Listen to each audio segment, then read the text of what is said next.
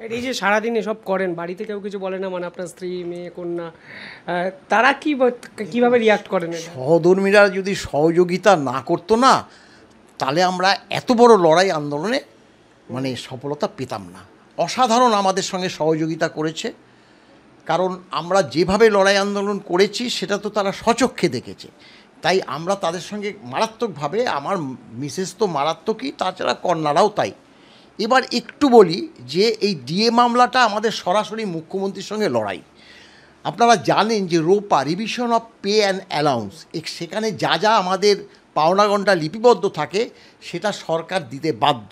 যেগুলো থাকে না সেগুলো যতই লড়াই আন্দোলন করি না কেন, সেখান থেকে সেই আন্দোলন ছিনিয়ে আনা খুব মুশকিল। সেটা আদালতে গেলেও সফলতা পাওয়া যাবে না। আমরা লক্ষ্য করলাম যে এই যে ডিএর ব্যাপারটা বলা ছিল নির্দিষ্ট নিয়ম মতো, অর্থাৎ all India consumer price index অনুসারে দেওয়া হবে, কিন্তু দেয়নি। ওই জায়গাটা থেকে আমরা হিট করলাম, এবং সেই পরিপ্রেক্ষিতে আমাদের সত্যি কথা বলতে কি, মাননীয় আমজাদ আলী মহাশয় যেভাবে ওই যে আপনার পিটিশনটা লিখেছে, এবং তিনি তার যে মানে সওয়াল জবাব আমাদের মামলাটাকে বহু অংশে এগিয়ে দিয়ে গেছে। এবং কর্মচারী সমাজ প্রথম দিকে ভেবেছিল যে বোধহয় কিছু হবে না, যার জন্য আমাদের সংগঠন বলুন, আমাদের পরিচিতি বলুন, সেই সময় অতটা কিন্তু প্রচার পায়নি। কিন্তু এই যে মাননীয় হরিশ ট্যান্ডনের যে বেঞ্চ, মানে উচ্চ আদালত পরবর্তী সুপ্রিম কোর্ট, যখন আমরা এই লড়াইকে নিয়ে গেছি এবং কর্মচারী সমাজ দেখছে যে আমরা সুপ্রিম কোর্টে যাচ্ছি, যেদিন আগের দিন যাচ্ছি সেই দিনই পরের দিনই ফিরে আসছি, বারংবার যাওয়া, কিন্তু মামলার কোনো অগ্রগতি নেই। দুটো বেঞ্চ বিন্দুমাত্র শোনেনি সর্বোচ্চ আদালত, আমাদের ক্ষোভ আছে। কিন্তু তৃতীয় বেঞ্চ মাননীয় যে সঞ্জয় কারোল এবং প্রশান্ত কুমার মিশ্রের বেঞ্চ যেভাবে আমাদের এই ডিএ মামলাটাকে ম্যারাথন, এটা ভাবতে পারি না, মানে ইতিহাসে নেই, পশ্চিমবঙ্গের কোনো মামলা নেই, মানে পর পর 4 দিন ফুল বেঞ্চে শুনানি হয়েছে। এবং সত্যি কথা 25/3/2025 থেকে 8ই সেপ্টেম্বর 2025 এই ডিউরেশনে তারা মামলাটা শেষ করে দিয়েছে। তাই আমরা এখন মনে করছি কর্মচারী সমাজ আমাদের উপর মারাত্মক ভরসা করছে। দেখুন, কেন ভরসা করবে না? আমরা 16 সাল থেকে মামলা লড়াই করছি। এরপরে আপনারা জানেন অনেক কটা সংগঠন অ্যাড হয়েছে।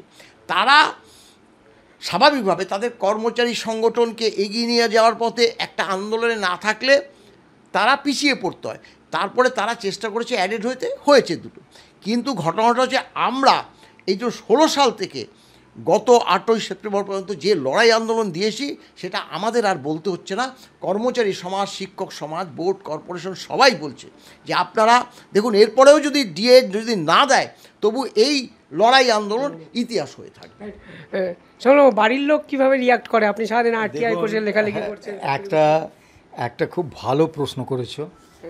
এখন যখনই কোনো একটা ইতিহাস তৈরি হয়, ইতিহাস যারা তৈরি করেন তাদের কথাটা লোকে মনে রাখে, কিন্তু এই ইতিহাস তৈরির নেপথ্যে যারা থাকেন, এই ইতিহাস তৈরির পেছনে যাদের অবদান, যারা ইতিহাস তৈরি করছে বলে মনে করা হয় তাদের থেকেও বেশি, তাদের কথাটা কিন্তু অজানাই থেকে যায়। আমাদের স্ত্রীরা, মলয়ের বলুন বা আমার, তারা দীর্ঘদিন ধরে, আমি তো 83 সালে জয়েন করেছি, তার আগে থেকেই ছাত্র পরিষদ করতাম। আমার বিয়ের পর থেকে আমার স্ত্রী কোনো দিন দেখেনি যে আমি বাড়ি ঘর সংসার আছি, বাড়িতে থাকি কতটুকু, তা যার ফলে সে এতে অভ্যস্ত।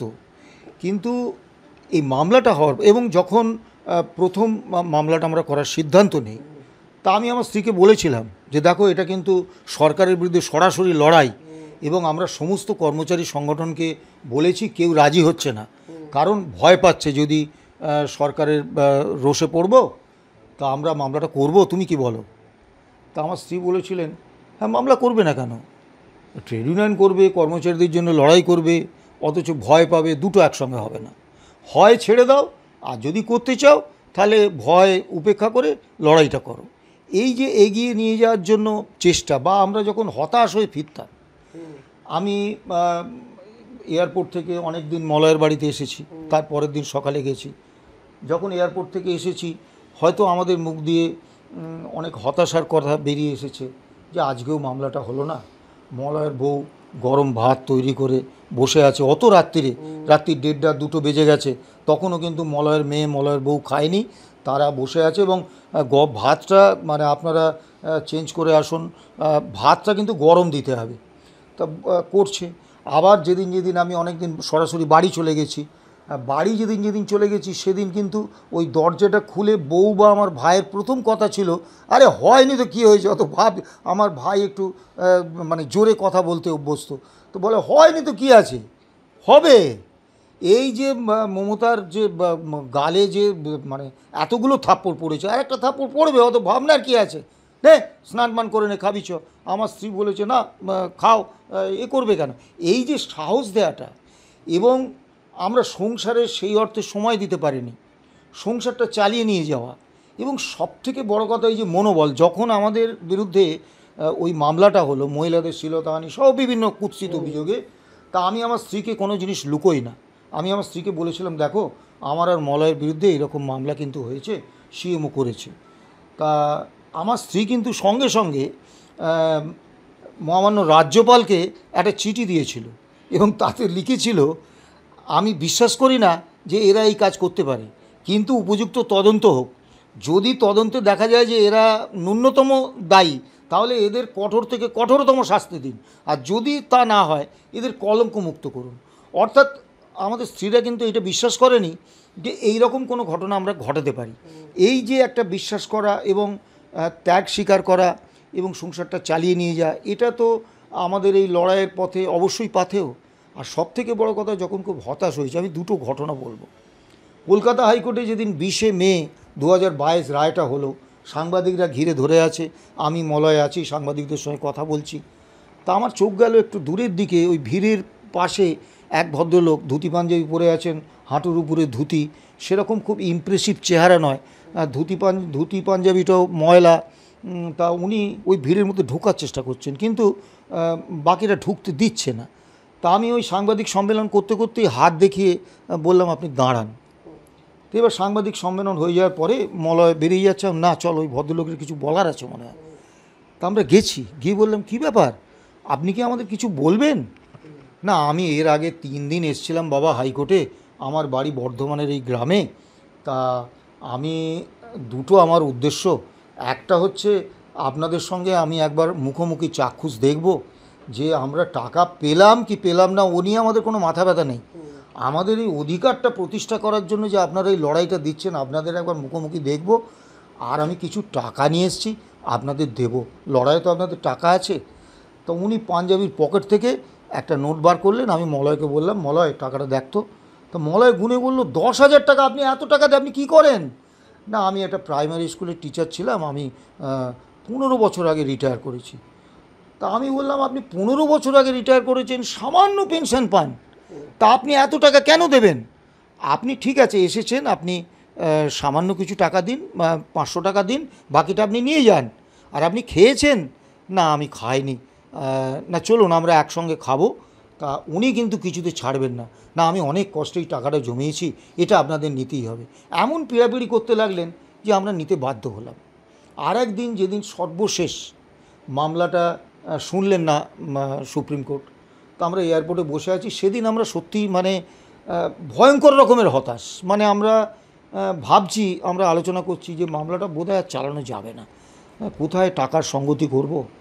তো তখন এক ভদ্রলোক ফোন করেছেন, তো ফোন করে বলছেন, তার কথা অস্পষ্ট, ফোন করে বলছেন, আমার বয়স প্রচুর বাবা, 84 সালে মার খেয়েছিলে তো? আমি বললাম, হ্যাঁ 84 সালে একটা মহাকরণে একটা গণ্ডগোল হয়েছিল, তখন আমরা বেধড়ক মার খেয়েছিলাম, 16 দিন মেডিকেল কলেজ হাসপাতালে ভর্তি ছিলাম। তো ওই যারা মেরেছিল ওদের দলে কিন্তু আমি ছিলাম, ওদের দলে আমি নেতাগিরি করতাম।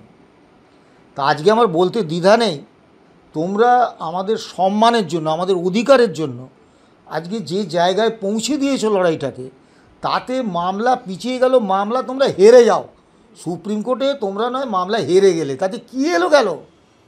এই লড়াইটাকে তো তোমরা সারা ভারতবর্ষে পৌঁছে দিয়েছো, এতেই আমরা খুশি, মন খারাপ করো না। এই ধরনের যখন আমরা ফোন পাই বা ঠিক সময়ে যখন আমরা প্রচণ্ড হতাশ, তখন এই ফোনগুলো, এই ধরনের এগুলো আমাদের মনটাকে খুব তৃপ্ত করে, আমাদের খুব মানে করে যে না আবার আমরা লড়াইটা করব। আরেকটা কথা অবশ্যই বলবো, বাম সরকারের আমলে আমরা তীব্র লড়াই করেছি এবং তখনকার সময়ে 3 দশক ধরে 22টা কর্মচারী সংগঠনের যৌথ সংগ্রামী মঞ্চ তারা দীর্ঘ লড়াই করেছে এবং 6 মাসের মধ্যে বাম সরকার বার করেছে, পে কমিশন বার করেছে, রিপোর্ট বার করেছে, তার অনুসারে রূপা 2009 করেছে। বাম আমলেও বঞ্চনা ছিল, কিন্তু কখনো সরকার এইভাবে কর্মচারীর নেতৃত্বকে অসম্মান অপমান করেননি। আমরা অনেকবার ট্রান্সফার হয়েছি, ট্রান্সফার হতে আপত্তি নেই, আমরা সরকারি চাকরি করি, ট্রান্সফারেবল জব নিশ্চয়ই ট্রান্সফার হবে, কিন্তু যে পদ্ধতিতে ট্রান্সফার হয়েছে এটার কিন্তু আমাদের তীব্র আপত্তি আছে। আমাকে হঠাৎ ট্রান্সফার করে দেওয়া হলো, কী যুক্তি? এবং নোটে লেখা হচ্ছে যে সেক্রেটারিয়েটে ভেস্টেড ইন্টারেস্ট হয়ে গেছে, ভেস্টেড ইন্টারেস্ট থেকে সেক্রেটারিয়েটকে মুক্ত করার জন্য এই ট্রান্সফার পলিসি নেওয়া হয়েছে। অর্থাৎ দেখে দেওয়া হলো যে আমরা ভেস্টেড ইন্টারেস্ট বা কায়েমি স্বার্থ তৈরি করেছি। এইটা তো আমাদের পক্ষে মেনে নেওয়া সম্ভব নয় এবং আমাদের একটা রিলিজ অর্ডারের জন্য সময় দেয়নি, রিলিজ করে দিয়েছে, স্ট্যান্ড রিলিজ।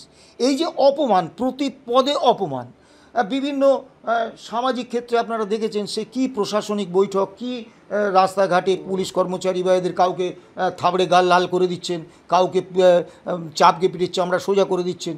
এই যে সামাজিকভাবে আমাদের একদম শেষ করে দেওয়ার চেষ্টা, এইটা কিন্তু বাম আমলে ছিল না, বাম আমলে বঞ্চনা ছিল। কিন্তু আমরা যখন অর্থমন্ত্রীর কাছে যেতাম, ডক্টর দাশগুপ্ত আমাদের কথা শুনতেন, শুনে বলতেন হ্যাঁ এটা আপনাদের অধিকার, এটা আপনাদের প্রাপ্য, কিন্তু আমাদের একটু আর্থিক সমস্যা চলছে, আমরা নিশ্চয়ই ওই রেটেই আমরা দেব, একটু দেরিতে দেব। তাতে আমাদের আর্থিক ক্ষতি হয়েছে, কিন্তু সম্মানটার জায়গায় কোনো রকম হয়নি। তখন আমাদের যা লড়াই হয়েছে কোঅর্ডিনেশন কমিটির সঙ্গে হয়েছে, তারা আমাদের বিরুদ্ধে এফআইআর করেছে, মামলা হয়েছে, আমরা আবার তাদের বিরুদ্ধে কাউন্টার ফাইল করেছি, কিন্তু সরকার আমাদের বিরুদ্ধে মামলা করছে, এই ঘটনা কিন্তু ঘটেনি। অর্থাৎ লড়াই হয়েছে, প্রশাসনের মতো কাজ করেছে, আমরা কোঅর্ডিনেশন কমিটি বা আমরা পরস্পর বিবাদ বিরোধী সংগঠন হিসেবে নিজেদের মধ্যে অনেক সময় লড়াই ঝগড়ায় জড়িয়ে পড়েছি, কিন্তু কখনো এই রকমভাবে সমস্ত কর্মচারী সমাজকে সামাজিকভাবে হেয় করার প্রক্রিয়াটা কিন্তু বাম সরকার চালাননি, যেটা মমতা ব্যানার্জি সরকার চালিয়েছে। আজকে আপনি ধরুন যে বিভিন্ন জায়গায় এই যে পুরসভা থেকে আরম্ভ করে বিভিন্ন জায়গায় তারা দীর্ঘ 6 মাস 8 মাস 1 বছর বেতন পাচ্ছেন না, এবং আগেকার কৃতদাস মালিকরা যেরকম নামমাত্র মজুরি দিয়ে তাদের কাজ করিয়ে নিত, সেই কৃতদাস মালিকের ঢঙে স্থায়ী পদে কোনো নিয়োগ নেই, স্থায়ী পদে নিয়োগ করছেন না, বিনিময়ে কাউকে 600 টাকা, কাউকে 1666 টাকা, কাউকে 2000, কাউকে 4000 টাকা, মানে আমার ইচ্ছে, আমার জমিদারিতে আমি কৃতদাস নিয়োগ করছি। এবং কোন জায়গায় নিয়োগ করছেন যেটা চূড়ান্ত নিন্দনীয়। আমি জানি না বাংলায় কোনো বুদ্ধিজীবী সমাজ বলে কিছু আছে কি না, তা যদি থাকতো তাহলে তারা নিশ্চয়ই এর প্রতিবাদ করত। একদিকে দেখুন কর্মসংস্থানের কোনো উদ্যোগ মাননীয় নিচ্ছেন না, তিনি কিন্তু স্থায়ী পদে 7 লক্ষের বেশি শূন্য পদ রয়েছে, কোনো নিয়োগ করছেন না। আবার অন্যদিকে সিঙ্গুরের পরে, সিঙ্গুরে একটা মানে উৎপাদন শুরুর মুখে টাটাদের মতো একটা কারখানা যেভাবে পরিকল্পিতভাবে ধ্বংস করলেন তিনি, তার ফলে বিনিয়োগকারীদের মধ্যে এমন একটা আতঙ্ক তৈরি হয়েছে, তারা পশ্চিমবাংলায় কোনো বিনিয়োগ করছেন না। তা স্বাভাবিকভাবে বিনিয়োগ না হলে শিল্প হবে কি করে, আর শিল্প না হলে সেখানে বেসরকারি ক্ষেত্রে কর্মসংস্থান হবে কি করে। আবার পশ্চিমবাংলার বাইরে কাজ করতে গেলে সেখানে বাংলা ভাষায় কথা বলার অপরাধে কাউকে পুলিশ অ্যারেস্ট করছে, মেরে তাড়িয়ে দিচ্ছে, আবার বাংলাদেশে পুশব্যাক করে দিচ্ছে বাংলাদেশি বলে। তো এইরকম একটা ভয়ঙ্কর অবস্থায়, অর্থাৎ কর্মসংস্থানহীনতার বিষয়টা মমতা ব্যানার্জি নিজে পরিকল্পিতভাবে তৈরি করেছেন, এবং সেই কর্মসংস্থানহীনতার আবহে শিক্ষিত বেকার যুবক যুবতীরা তারা যাবেন কোথায়, তাদের আর কোনো উপায় নেই, তখন তাদেরকে দিয়ে বাধ্য করছেন ওই নামমাত্র মজুরিতে কোনো সামাজিক সুরক্ষা ছাড়া তাদের দিয়ে কাজ করিয়ে নেওয়া। এই যে চরম একটা শোষণ বঞ্চনা একটা ফ্যাসিস্ট শাসক করে তুলছে, এর বিরুদ্ধে আমাদের লড়াইটা কিন্তু সর্বাত্মক। আমরা যতদিন না আমরা মারা যাচ্ছি বা আমাদের মৃত্যু হচ্ছে, এই লড়াইটা কিন্তু আমরা চালিয়ে যাব। কারণ শিক্ষিত ছেলেমেয়েরা, আমার আপনার ঘরের তো ছেলেমেয়ে, এই যে ধরুন 25,753 জন যাদের চাকরি চলে গেল, সুপ্রিম কোর্ট তাদের চাকরি এক কলমের খোঁচায় নাকচ করে দিলেন। তাদের মধ্যে যারা ঘুষ না দিয়ে মেধা যোগ্যতায় যারা চাকরি পেয়েছিলেন, তাদের 7 বছর 8 বছর চলে যাওয়ার পর তাদের চাকরিটা চলে গেল, কি ছেলে খেলা হচ্ছে।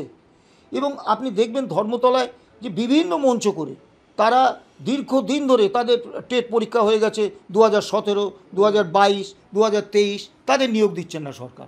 বিভিন্ন ক্ষেত্রে পিএসসি থেকে আরম্ভ করে বিভিন্ন জায়গায় তারা আন্দোলন করছেন। কি বহু আন্দোলন দেখেছি, এই রকম আন্দোলন কিন্তু অতীতে আমরা কখনো দেখিনি, যে আমাদের নিয়োগ পরীক্ষা হয়ে গেছে বহু বছর, আমাদের নিয়োগ দিন, নিয়োগ দিচ্ছেন না। এই রকম একটা ভয়ঙ্কর পরিস্থিতিতে আজকে শারদীয়ার ষষ্ঠী। সত্যি কথা বলতে কি সেইভাবে যে দুর্গা পুজোটাকে উপভোগ করব বা এনজয় করব সেরকম মানসিকতাটা নেই আমাদের। এই যে ধরুন 12 জন সহনাগরিক মারা গেল, এখন মানুষের যে কোনো মানুষের মৃত্যু দুর্ঘটনার, কিন্তু আপনি দেখুন এটাই রাজ্য সরকার, কলকাতা কর্পোরেশন, সিইএসসি এবং রাজ্য বিদ্যুৎ বন্টন পর্ষদের এলাকায় রাজ্য বিদ্যুৎ বন্টন সংস্থা সিইএসসি, তাদের কলকাতা কর্পোরেশন, তাদের চূড়ান্ত দায়িত্বজ্ঞানহীনতায় তারা খোলা তার চারিদিকে ফেলে রেখে দিয়েছেন, কর্পোরেশনের কোনো নজরদারি নেই। তো এতগুলো প্রাণ চলে গেল, আর তারপর মুখ্যমন্ত্রী নেচে কুঁদে বেড়াচ্ছেন, তিনি পুজোর উদ্বোধন করছেন, তিনি সেখানে গিয়ে কি ডান্ডিয়া নাচ নাচছেন। এটা একটা মুখ্যমন্ত্রী পদের উপযুক্ত একজন মানুষ হিসেবে তিনি একটা কোন দৃষ্টান্ত স্থাপন করছেন, তা খুব খারাপ লাগছে। এবং আমার আরও খারাপ লাগছে, পশ্চিমবাংলায় একটা আমরা গর্ব করতাম যে এখানে বুদ্ধিজীবী বলে একটা শ্রেণী আছে, আজকে সব তৃণভোজী হয়ে গেছে। দু একটা ব্যতিক্রম নিশ্চয়ই আছে, তারা কোথায়? তারা কোনো প্রতিবাদ করবে না। শারদীয়ার এতে মা দুর্গার কাছে আমাদের একটাই প্রার্থনা থাকবে, যৌথ প্রার্থনা, যে মা অসুর নিধন করো। এই যে অসুর এই যে অপশক্তি, যে পশ্চিম বাংলার যে মনন, পশ্চিম বাংলার সংস্কৃতি, পশ্চিম বাংলার কৃষ্টি, পশ্চিম বাংলার যে একটা ঐতিহ্য সব ধ্বংস করে দিচ্ছে। মাননীয় নাকি ভাষা আন্দোলন করবেন, আরে নিজে আগে ভালোভাবে কথা বলতে শিখুন। তো যার ফলে খুব খারাপ লাগে যে পশ্চিমবাংলার ভবিষ্যৎটা কী। এবং সবথেকে যেটা বেদনার, যারা জনমত তৈরি করেন, আমরা সাধারণ মানুষ, আমাদের কথাতে কিন্তু জনগণ সেভাবে প্রভাবিত হন না। আমি হাজার চেঁচাই, জনগণ কিন্তু সেভাবে প্রভাবিত হবেন না। কিন্তু একজন শিল্পী, সাহিত্যিক, একজন বিদ্বান, একজন বিজ্ঞ মানুষ, একজন বিজ্ঞানী, তারা যদি, একজন প্রখ্যাত খেলোয়াড়, তারা যদি জনগণের উদ্দেশ্যে একটা বার্তা দেন, তখন কিন্তু জনগণ অনেক বেশি প্রভাবিত হন। কিন্তু তারা নিশ্চুপ বসে আছেন, কি ওই মাননীয়ার চটি চেটে কিছু খুদগুঁড়ো খাবেন। এই লজ্জাটা সব থেকে বেশি কুরে কুরে খাচ্ছে। এই লজ্জা তো আমাদের সমাজের, সময়ের, ইতিহাসেরও।